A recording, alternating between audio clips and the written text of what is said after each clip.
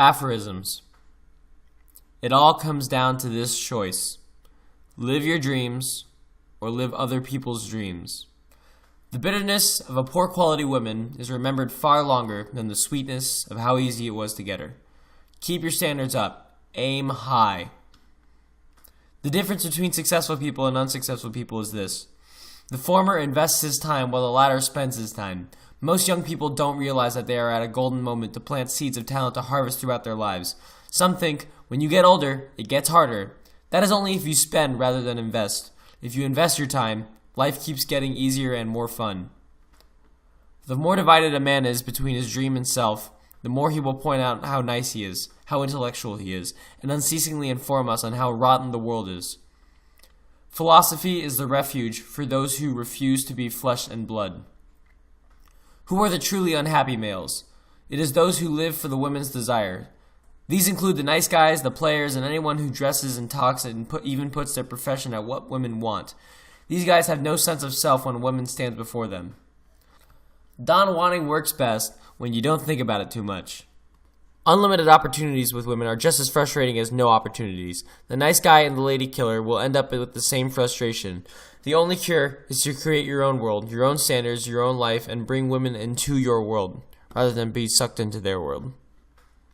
When you see a metrosexual, call him princess. That is the correct name for such creatures. Men and women fail in their relationships usually because they think they ought to act in some type of way to gain the other person's favor. It never works. And even if it did work, you still aren't compatible. It shows that the person is scared of their own world or lack of one. Some people think women are weak and stupid. I disagree strongly, and you know what? So do you. The reason why there is a forum is precisely because women were stronger than we thought. The fulfillment of your own sexuality is nothing less than the battle for existence. Consistency is the most important thing to success in anything. Some say, poo, I only asked out one girl this week. I come to this board and hear a guy asking out 100 chicks. Stop it. It is more important to make it a habit. Any fool can go talk to 100 chicks in a week, such as at a large gathering or something, but very few can keep it consistent. Even if you asked out one girl a week, that is 52 girls in a year. That is more girls than asked out in a year than most guys will ask out in a lifetime. The consistency is all. There is no method. Accept yourself. Women occupy a place in thought and action which is unique and essential to man and the world. Why on earth would they reject the precious gifts nature has given them to imitate models of male domination? The genius of every woman is to love, to protect and nourish the lives entrusted to her, and to support the full development of life in others. Ignoring the truth of sexuality is ignoring the truth of life. Break sexuality's cycle and so end up in a life of utter collapse. Dreams are more powerful than facts. Imagination is stronger than knowledge. The myth more powerful than history.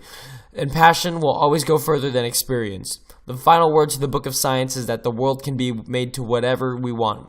That the real world is not outside you, but within. Which gives us all the power to begin the world over again. Mediocrities avoid risk the way alcoholics avoid a cure. Most people live in a web of narcissism, and they have different strategies to achieve it, which most people mistake for different lives.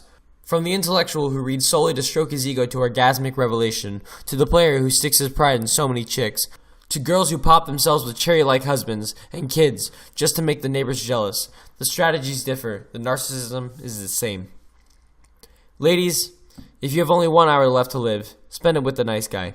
That hour will seem like eternity. Manners for men. Direction of masculine strength, not the denial of it. The difference between mistakes and experience is this. Mistakes are made when one has not achieved his desires, whereas experience is made when the desires are achieved. If you are still making mistakes, keep making them, and at some point all those mistakes will morph into experience. Show me an unsuccessful person in life and I will show you a person who thinks they are perfect. Planned perfection? Bah! Give me the headaches and shocks that flesh is heir to. No more will I bear Lady Patience digging her spurs into me to slow down and watch myself. This perfection is an Athena child grown directly from your head. Every third thought shall be my grave. Older women are easiest to have casual affairs with. Youth is a wizard's staff, and without it, she can cast no spells. Relationships of the new man and the new women are two androgynous beings swapping the phallus. I'll be the man for today, honey. Okay, dear, but I get the phallus Thursday for a meeting at work. Faith in the glory of women is a substitute for the lost faith we have in ourselves. The burning honor that men feel duty-bound toward women is attaching our drowning selves to a passing raft. What looks like nobility is a way of holding on for dear life. Take away the honor a man feels he owes to the women, you will leave his life puny and meaningless. Exchanging self-centeredness for chivalry, selflessness, men gain enormously in self-esteem. The vanity of the chivalrous, even those who proclaim utmost humility, outdoes the vanity of the self-centered. Sexuality extends outside the bedroom. Did sexuality exist in films of the 50s and downward? There you find the greatest depictions of romance, of how the tension builds and builds just for a kiss, of plot, epics, and of men, John Wayne. Imagine if people, today, externalize their sexuality outside in the same way. Rather than cocooning our sexuality in the bedroom, it would now be part of every waking moment. Let society become sexualized, as opposed to eroticized, once again. Reveal a man's perspective on women and reveal his perspective on life. Men conquer worlds, women conquer men. Listen very carefully to the words women use when they talk about men, especially among themselves. It is like their conversation is revolving around domestic appliances. Women in finance are not two, but one. Why do people remain scared their entire lives? Because what you call fear, they call virtue. This applies with women as well as with money. It is virtue in being chivalrous. It is fear that is behind that chivalrousness. It is virtue in saving and living cheaply. It is fear of investing and living well that is behind the saving and cheapness. Why do older women despise beautiful young women? It is because they have the potential to be very rich. Older women never despise young ugly women or married beautiful women attached with regular Joe Schmo husbands. Education used to be attached to sexuality. That to be educated was to be a man. The university used to be mankind's armory against nature. Mathematics? How far, how fast, how long, what shape? Biology? What relationship does this form of nature have with this form? Art? Reflecting nature back at itself. History? Chronicling nature's path. And law? How to deal with human nature, including philosophy, poetry, etc. The university has turned into an expensive adolescent summer camp. Now, education, being desexualized, is pure trivia. You bubble in circles in a scantron, regurgitate the book or paraphrase the professor's words back at him in an essay, or memorize phylum orders or species of taxonomics nonsense for scientific labs. You procrastinate when studying because you know it is not knowledge, just trivia. Compare that to your eagerness to learn the information here. Here, there is no trivia, as everyone knows the knowledge is connected to nature and to life.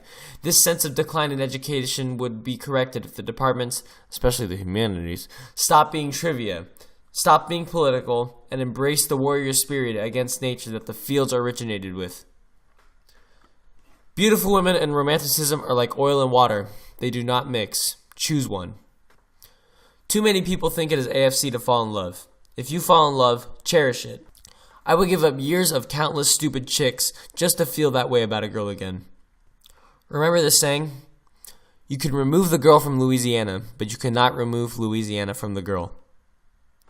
You can bring a foreign woman from South America or Asia into America, but that is like putting good food into an unclean dish. The food eventually spoils. Many find a woman, or women, as a substitute for achievement. This is female thinking, that the union means your life is complete. Others think the Don Juan ends as soon as he gets a girl. It doesn't. You must prove your worth every day in life. Childhood is over. When you think you are achieving things because you have a woman or women, you stunt life. Take a young man who is skinny, shy, isolated, and a dork. Fat girls keep pestering him. Girls set him up with women no one else wants. Yet, he dreams of life, of joy, of strength, of new realms beyond this one. Fat and ugly women disappear as if he simply changed clothing. Sun-like, he becomes a world everyone else revolves around, as he is now seen as interesting, fun, and muscular. Rather than park his life and watch everyone zoom by, or drive a snail's pace for fear of risk, he now lives life in the fast lane. Boredom is where all evil enters the world. And when a person is bored, he is bored with himself. Interesting people in their daily lives are never bored, as they find everything interesting. Women who bark at gentlemen will lick the boot of an asshole. In high school, you thought women would mature and stop liking the jocks or jerks. In college, you thought women would mature and dislike the frat boys, sports guys, and start being attracted to nice guy. In your 30s, you thought that women were finally wising up. No wonder women didn't mature. They just ran out of Don Juans. No matter what her age or relationship status, a woman will look at those guys and lust. Women indefinitely remain women. Since the changes and joys of life's arc, babies, family, courtship, marriage, have no role for intelligentsia, it is no surprise that anti-sexuality flourishes among intellectuals. The greatest dupe with women and life is not the janitor, not the nice guys. It is the professor cocooned in doctorates against life. In ages past, women did not own their own sexuality. Their hair was hidden, they were fully clothed. This was because female sexuality was seen as powerful and controlling. So when rape became the man's fault, more and more skin was revealed. A few men have fought back with embracing their own sexuality. 3 choices. 1. Be powerless to female sexuality. 2. Cover the women up to keep peace of mind. 3. Answer back with your own sexuality. They have chosen the 3rd choice. Now there is a problem with women raping men. Usually this is done through fat women deliberately getting the guy drunk and taking advantage. A friend of mine was raped this way, but he refused to press charges because he didn't want it to become public. I almost was raped myself, and have had female friends warn me that women will try to rape me. Since rape is now seen as the fault of the men, will women be seen as rapists themselves? Oh, this will drive feminists nuts. Man, man, man. In 3 words, I have summed up the appetite of history. When a woman does not mind her own business, it is because it is not worth minding. She takes her mind off her meaningless affairs by minding other people's business. So she creates dramas, wants to control your life, looks for a guy to cure the boredom she has in life. This type of woman must be avoided at all costs. Romanticism is the enemy. It destroys lives, makes people get together who shouldn't, and makes the pursuit of a lover more acceptable than the company of a lover. There are several strands of romanticism. First is the envy strand. Guys want a certain girl or girls want a certain guy solely to have everyone envy them. People want others to envy them because they know they have no real worth to themselves. Second is the star-crossed lovers strand. Girls or guys will go over the top with the 2 cherries stuck together mantra of love. They do this because they have no sense of self. Third is the romanticism of sex as an achievement.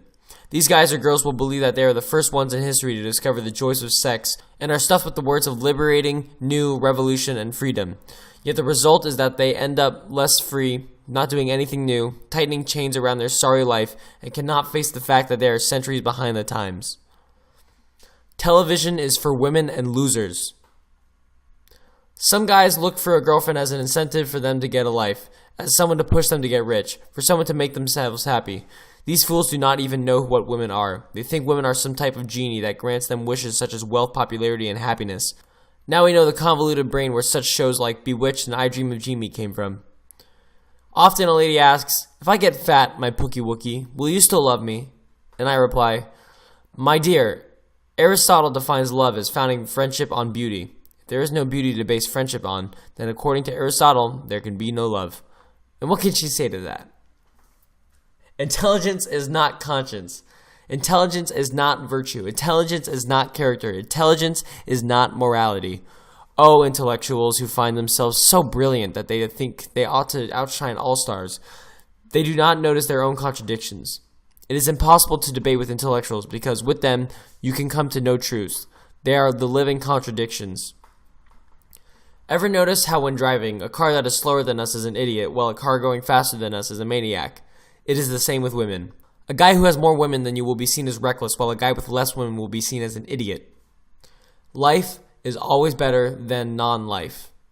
Always. When a woman talks to a man, she is thinking of his future, his earning potential, etc. And when a woman talks to a woman, he is thinking of her past. How old is she, her weight, and her history? It just shows that you guys are free to make mistakes, as women will look at your future, not your past. Women condemning is far easier than self-realization. Often a woman's beauty will echo your finished world. The unfinished world will get unfinished women. Feminism is but one of the many arrows of the modern bow, all aimed at targeting sexuality. Those who hold hatred at differences between men and women hold hatred at humanity. They literally despise being human. Women ought to look at the success of feminism as its ultimate refutation. Feminism holds that men, and the evil sexuality men impose on women, ran the world in a vast patriarchy. If this was true, feminism wouldn't have a chance, or at least experience fierce opposition from patriarchy. Yet, historically, feminism's biggest critics were women. Men passively accepted it. It shows that while men may conquer the world, women conquer men. Men's problems today is being too nice, too sappy. By letting feminism thrive, men show that we want to please women and that men are more influenced by women than feminists would dare admit. I would dare say that feminism is the only modern movement that describes men as they would love to think of themselves, as dangerous, conquering rulers. In reality, men are delegated and womaniverse, the same status as donkeys. The cutest, hardest working donkey wins. Theory, endless theory. I want to move in this land of theory the intellectuals emerge from, for in theory, everything is correct. We project ourselves onto the world. If the world becomes cruel or evil, it is time to examine ourselves. People love optimistic people. Look at those who write books on becoming optimistic. They become rich because optimism isn't a natural state. The politicians elected usually are the most optimistic ones. No woman will want an unhappy guy. She has enough problems already. Women fear being alone more than being harmed. Women will sit and stew. Your job is to grab her by the hand and say, "Let's go!" Embrace action and women will follow. How do you get rid of lustful women? You laugh now, but eventually you will find all these skags trying to be nice to you, to get close to you, to be a pest, and in some cases get you drunk and rape you. After all, the more disinterested we are to women, the more she accepts that as a challenge and pursue. These 7 words cut to the chase and have served me well. You just aren't woman enough for me. But Pook, I don't get it. Don't worry, they will. Women know exactly what that means. Women love the working man. They love to see him work. Women are still the little girls they used to be, with the addition of milk sacks and fat deposits. If you keep this in mind, you will do all the things correctly with them. Between the ages of 5 and 20, women did not suddenly become mysterious or bizarre. She just got more estrogen. How you deal with 5-year-old girls is how you deal with 25-year-old girls. Those that seek power over the opposite sex will never achieve love. Those who embrace power over the opposite sex do so because they fear their lack of power over themselves regarding the opposite sex. This is why the bitter nice guy snaps into a full-fledged player. Women will never stop surprising you. Do not underestimate the fairer sex. Women are more likely than men to use you for sex or for anything else. They will manipulate men through their vanity. A humble man is invincible against women.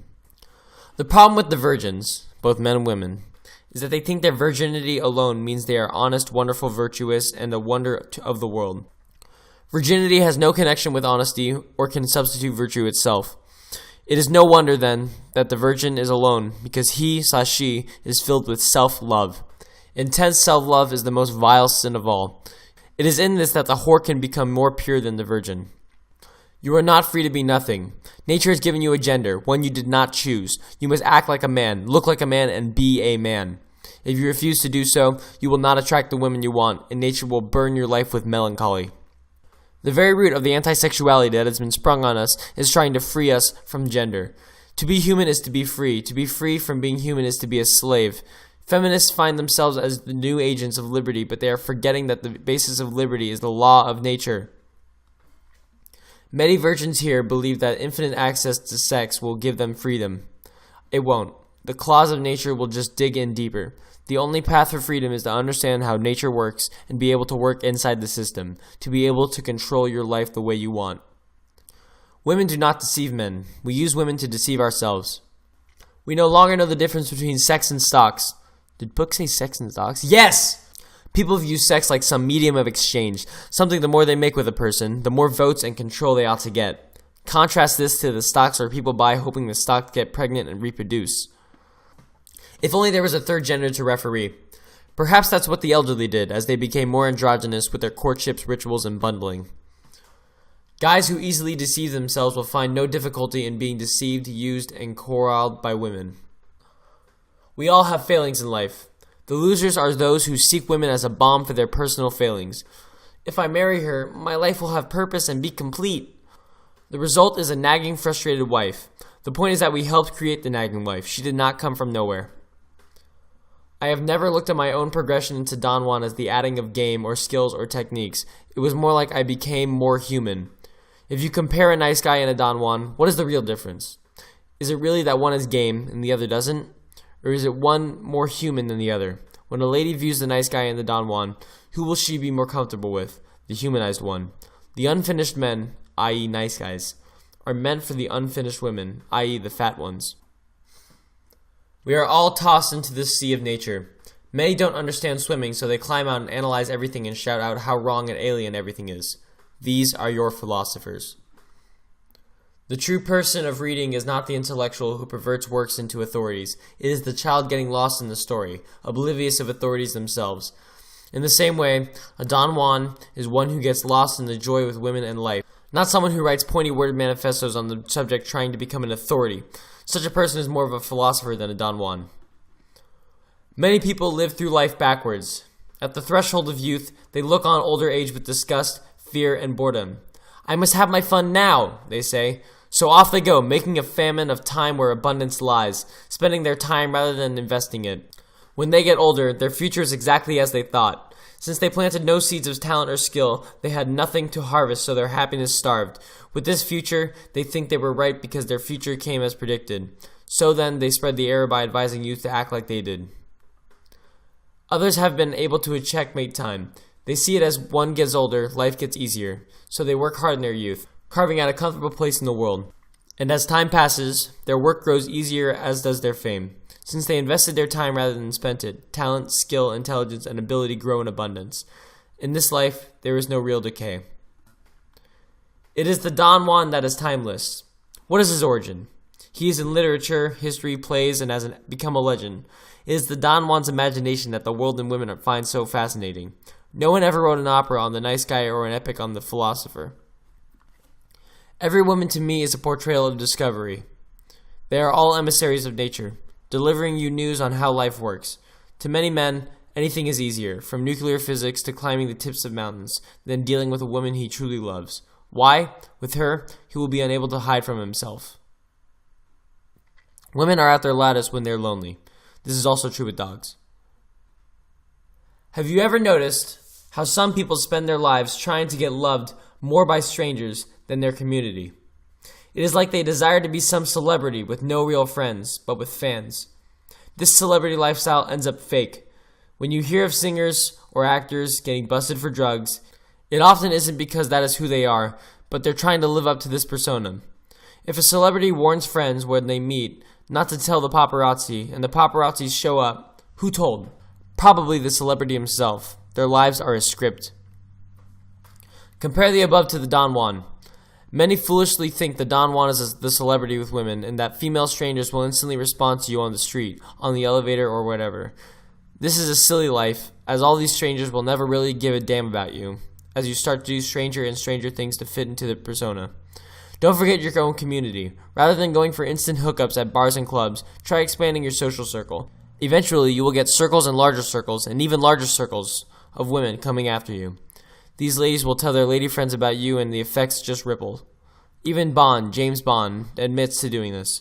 This increasing of social circle of your community is far, far more rewarding than being an introvert who practically costumes his physical appearance, his social self, his emotional self, and dare I say, his spiritual self for some dumb female stranger who wouldn't care if he dropped dead the next day.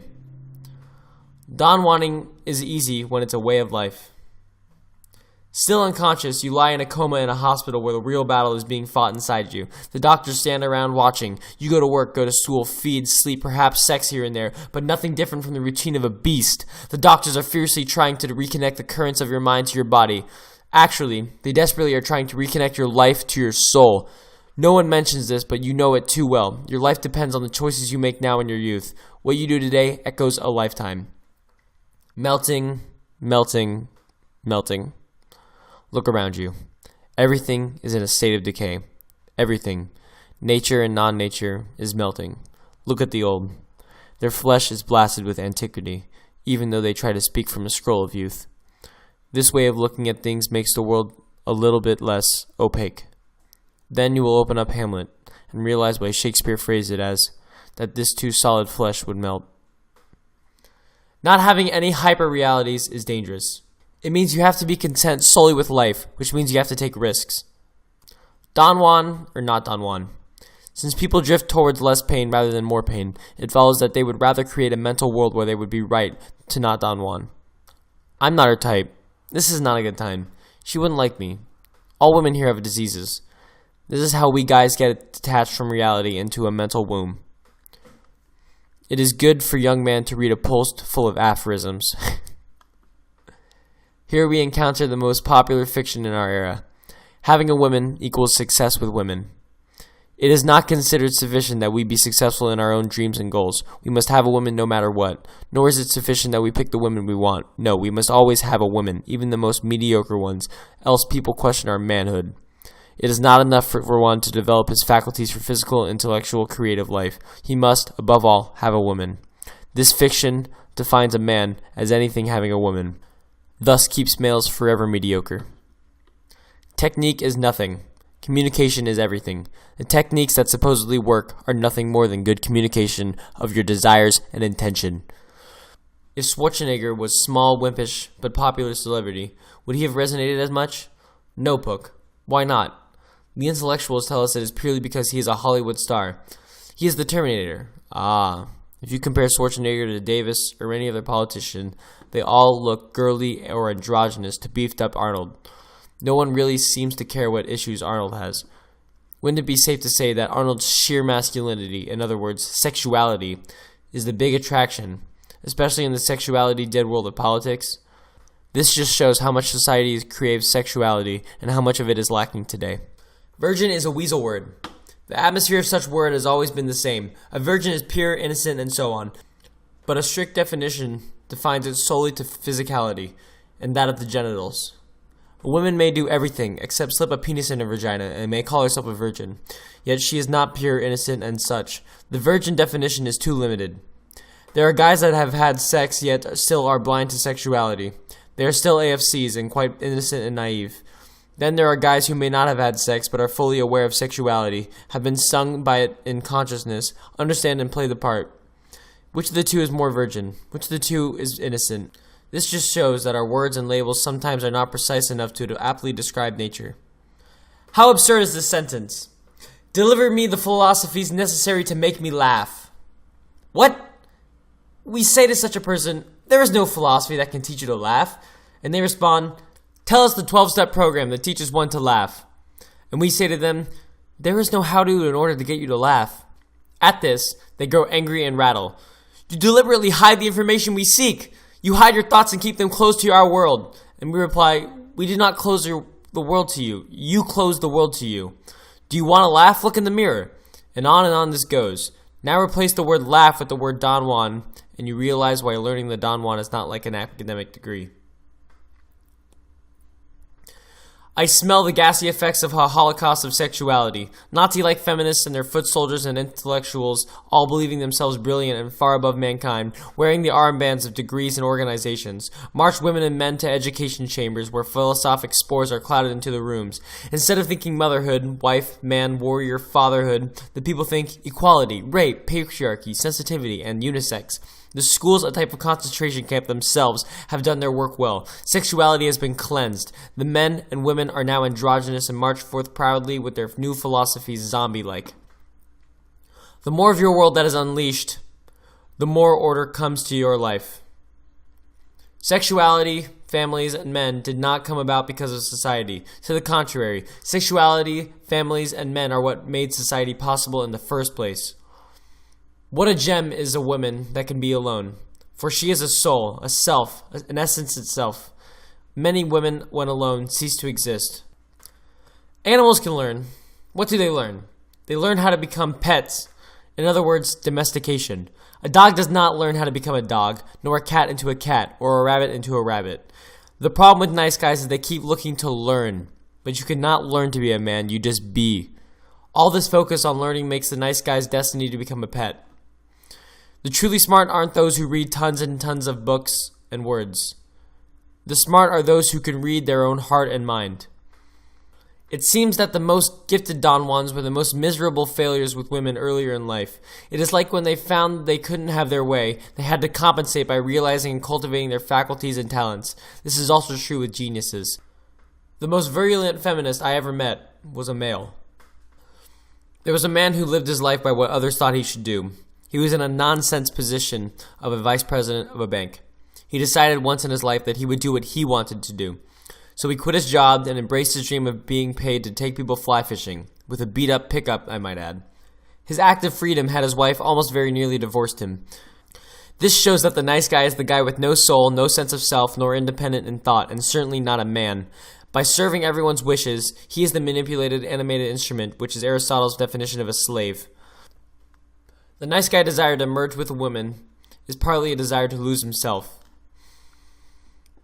The human is caught between his ideal and the world, his dreams and day, his heaven and earth. The passion for evolution models of human courtship and coupling is the desire to jettison off the ideal, the dream, the heaven, and cut the cords that lead us up. Only then can we be content with a loveless, mediocre life, since evolution models of humanity revolve around sex and genetic distribution. No one can point out our failed dreams or measure us against others and expose our inferiority. Intellectuals are backwards with sexuality. Education moves forwards with more questions, not more answers. It is easy to find someone to have answers for everything. It is hard to find someone questioning his own world. Thus, humility is the vehicle of education. It is extraordinary to understand the ordinary. Some people approach this forum with the nice guy essence still intact and say, "Tell us what we must do to get the women." And a cluster of voices flow to say, "Improve your voice, improve your muscles, improve your confidence, improve your wardrobe." These are all very fine and good, gentlemen, and if the nice guy adopts them, he certainly will be getting a different response. Yet, he is still stuck to the forum.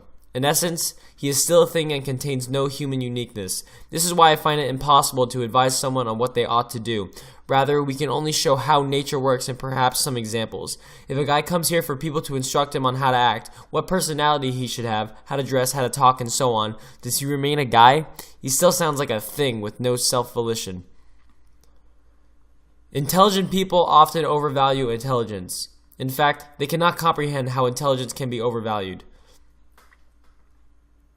It is impossible to introduce a more destructive idea than sexuality is evil. This means that all natural acts will be hesitated by philosophic thoughts, that families will be shattered on the altar of intelligentsia. People will bump into each other only for sex and become a public uteruses and dildos, thus destroying sex by turning into a mutual masturbation. And the natural harmony of human life will become that of discord and disrepair. The result is a fierce society. Don't listen to guys who say they can get all the women but cannot write a coherent paragraph. Stop placing success on the girl. Don't let anything take away from you your creative, intellectual, physical, spiritual growth. People ask me, "Pook, why do you write these long posts when that time could be spent to gather more women?" Women in my faculties are not two but one. Women who complain of sexual harassment wish it would happen to them. All organisms naturally grow to produce fruit. When you notice someone, or yourself, going in circles with changes and not bearing any growth, any fruit, whatever philosophies or mindsets bouncing around in the skull is probably called a cancer. It is destroying you from inside out. The greater the writer, the less is his philosophy. Some think sexuality and morality contradict each other. They don't. They reinforce one another. Sexuality is not just lust. It is man. It is women. It is families. It is the life cycle itself. It is the anti-sexuality crowd that is against distinctions in gender, against men, women, against fathers, against mothers, against life itself. Look outside. Notice how the bridges gracefully stretch empty abysses to one another. Notice how skyscrapers flow towards the sun. Notice the networks of roads and highways, these canals of concrete, for our engineered to the nth degree cars. Notice the divinity of the airplanes landing and taking off. Notice the space shuttles, piercing the infinite void of nature itself. This is all masculine poetry, and it holds our world together. Take a kid from a poverty-stricken third world and bring him to this world, and watch him go in awe. How beautiful, he will say, because he, unlike many of the city's inhabitants, understands the value. The philosopher who is rational, academic, and ever thoughtful is just as distorted as the blood-mad, chocolate-filled nice guy. Want to make yourself laugh? Watch an old Superman movie. Clark Kent runs around, a desexualized, a nerd man. He runs to the phone booth, rips off his shirt to reveal a giant ass, and flies with extreme sexuality. For heaven's sake, he's wearing tights. Superman alone shows that women are attracted not to smarts, not to genius, but only sexuality. Superman's quest to get Lois Lane is to love his desexualized state is the wish of every man. The strangest thing has occurred to me on this forum. I came here looking for love, but discovered life. Now, it is not a love for women or women. It is more a love for life. Do you guys feel this way? It is like we have been given a second chance to get life right. A second life as gift. The Greek myth has Perigmeon carve his ideal woman out of stone with her coming to life. In the same way, a carpenter must have an idea of a table before he sets his knife to woodblock. Plato carved entire nations out of people with his thought. In the same way, you will take your blob of flesh and carve out the life you want. As you think, you shall become. How do I judge a woman's character? I see how she treats people who can do nothing for her. This test has never failed me. You guys can sit here and chatter about seductions and sprawling posts that compare yourselves to alpha dogs, wolves, wildebeests, cavemen, and Norwegian rats. I'm going to reside in flesh and blood, those two greasy plains where life forever flows. On another forum, a guy will spot my success with women and write a nice guy manifesto. On another forum, a guy will see me and come up with seductions that I supposedly employed. Yet, on another forum, one will see me and say that I am an asshole to women, a jerk, and then the forum will join in chorus condemning me. Yet, on another forum, a guy will see me and write an academic manifesto on the psychological influences bouncing in my head and what I was admitting to get the women. These seductionists, academics, philosophers, and in general critics to the world have one thing in common. They must spin out wordy intellectual excuses for why the world is what it is because they are scared to be flesh and blood. Growth is the evidence of life. You still think sexuality is a mark of depravity and evil? Do you realize how the devil was portrayed in the ancients? Not as a goat or a trident and horns. No, the devil was depicted as an androgynous person, completely sexless. It is the sexuality that gives the world its color. The plumage on birds, the dance of wildebeests, the chirps of grasshoppers, and the blossom of flowers. In humans, it creates genius. It creates families, your entire family line, your descendants, the glory of the home, and keeps your name alive throughout generations. Sexuality is our victory over nature. It is the destiny of the nice guy to believe change is something that happens to us. But the Don Juan knows that change is something we make. That the life of the world is not to come from external sources of women, but through himself as the channel. Ambitionless men are those who live like women. Ambitionless women are those who live the equality of men. As society becomes more androgynous, the more sexual intercourse, in different positions, styles, and places, becomes hyped.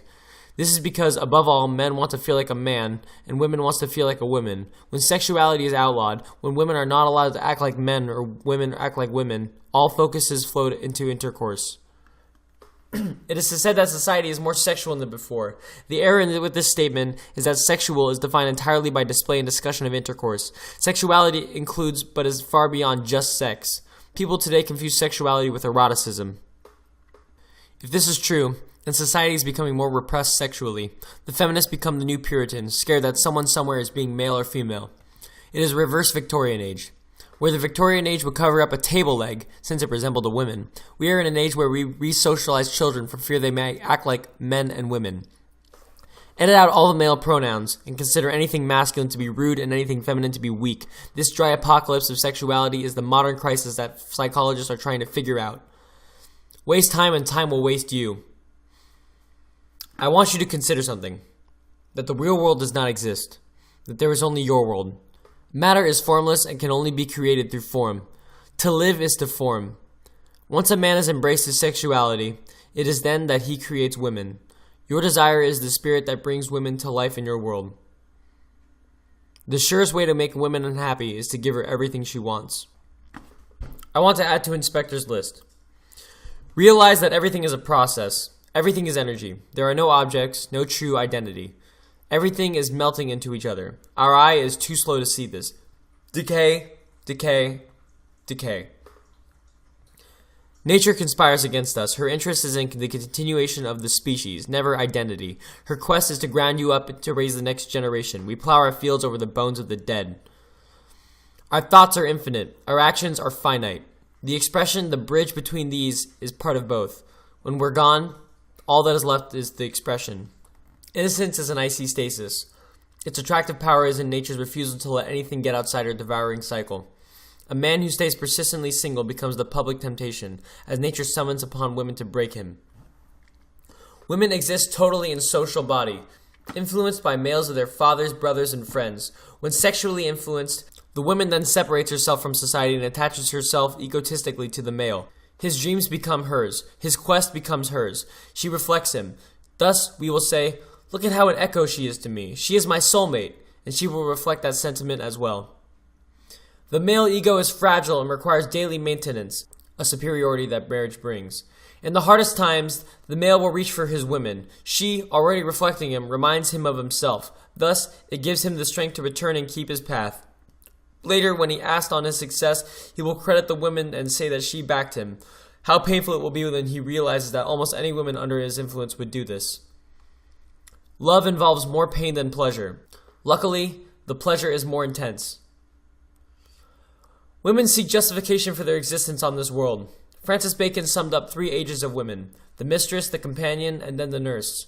Women define themselves in relation to everything else. She is the eternal harbor that all ships go to in the times of restoration and relaxment. Women reflect you. As you think, she becomes. The more sexual influence you have on a woman, the more you can remold her. You can make her exercise, even if it is the last thing she wants to do. Make her enjoy mathematics and quantum physics, and even turn her into a born-again virgin. This feminine remolding is what men mistake for love. Men are divided creatures who want to be social yet want to be alone to think/live. Women do not have the societal problem men do, for they are always social. The more a woman becomes sexually attached to a guy, the more separated she becomes from society, as his quest goals all become hers. Personality is but an expression of sexuality. Thus, one's conception of love is one's fullest form of personality. This is why it is observed that opposites attract, yet it is not merely a combination of opposites, it is the fulfilling of vacuums. Often, people become attracted to the very capabilities they themselves do not possess. Far from conquering, a male sees sex more as a metaphysical victory. How often is it that once a man obtains this, that he loses his ambition and drive? This is why goals have to be beyond women. Sometimes males see sex as a type of liberation from the sexual exile we are locked in within, as women are the gatekeepers and hold all the keys to this promised land. Yet, the harder one tries to liberate himself this way, the deeper nature's claws dig in. Soon, one becomes a slave to nature. A man who loves like a woman becomes a slave. This is the nice guy. Men change their clothes to match their lifestyles/attitudes. Women change their lifestyles/attitudes to match their clothes. When drinking, the body is smarter than the mind. After a few drinks, the body will go, "What is this stuff? What is he doing? Ugh, let's make him dizzy." If more and more drinks keep coming, the body says, "Yikes, this stuff keeps coming." Well, out it goes, and the person vomits. If the person tries to outwit his body, he'll attempt to drink a whole lot real fast. The body will cry, "What is he doing? I can't tell what is going on." And the body will pull the plug as you pass out. To sit it out appears to be the dominant vote. We have been assigned our posts of flesh to this age, and look how we squander it. So many say, "Oh, if I were only born to be a woman, how I could have no worries, how I could have no troubles, how I could eternally be a child." So many males are turning into females. The wives are dominant. Due to these new dominant women, since there are no men left, their estrogen levels will rise, and with it will be a tilt to more males than females being born in the next generation in order to create more chance of the emergence of men, for this is nature's corrective process. A woman that told me some nuggets of truth. Well, first, it is absolutely impossible for women to love, because the only way they can exist is through other people. So when they love as a child, or love a husband, or love their mother or father, what's actually happening is that they're using the other people for their existence. It is only through those relationships do they actually exist. So when a woman says that she has unconditional love for her child, don't believe her. What's actually happening is that she's using that child as she would a new bangle, a way to enhance her position on the planet. The reply. This is why women spend so much time gossiping on the phone, because they wouldn't exist without that social contact. Women just provide another form of social contact. And the woman answers, "Children are just another thing to talk about." Women love to talk, as we all know, and as you say, it's their connection with the world. It makes them alive. She goes on. What about single women parents?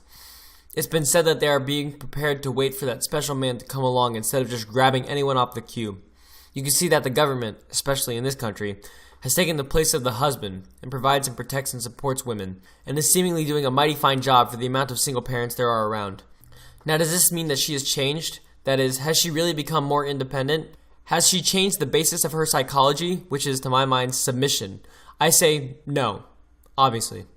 If you have a look at her, she is still not striving for anything. She goes on her merry way every day, wishing and dreaming the same dreams as she's dreamed for eternity, and she definitely isn't evolving into an independent, single-minded, self-reliant creature.